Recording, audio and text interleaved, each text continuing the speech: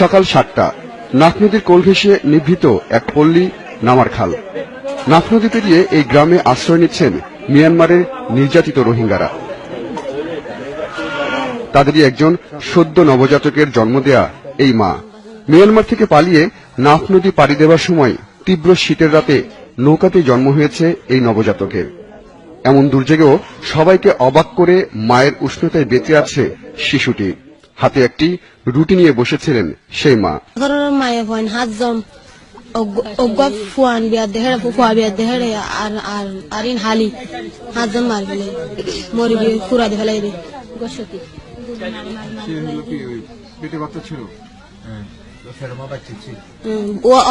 তার সাথে আসা সবার একটাই কথা, অমানবিক নির্যাতনের মুখে ভাগ্যই তাদের নাফ নদী দিয়ে ভাসিয়ে এনেছে। হাড়ি ফিলাইয়ে মরুত্বান গুলি মারি মারি ফিলাইয়ে তো হিন দেখি নারা ডরে দিয়েছি। সকাল 7:30 নাফ নদী তীরের দিগন্তজোড়া বিল পেরিয়ে দলে দলে মানুষ আসছে। তাদের চোখে মুখে আতঙ্ক, এমনকি ক্যামেরা দেখেও তারা ভয় পাচ্ছিলেন। অভয় দিতেই ডুকরে কেঁদে উঠলেন নির্যাতিত নারীরা।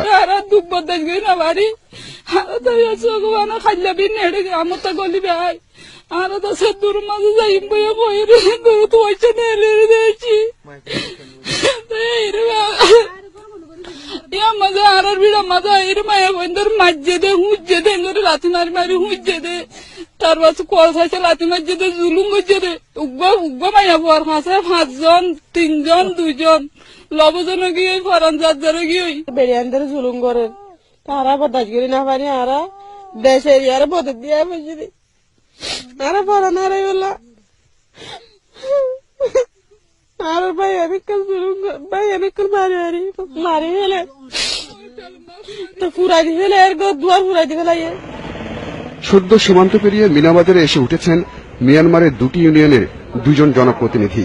জানালেন এ পর্যন্ত অন্তত লাখখানেক রোহিঙ্গা বাংলাদেশে আশ্রয় নিয়েছেন, অপেক্ষায় আরো কয়েক লাখ মানুষ হবে আসছে। 1 লাখ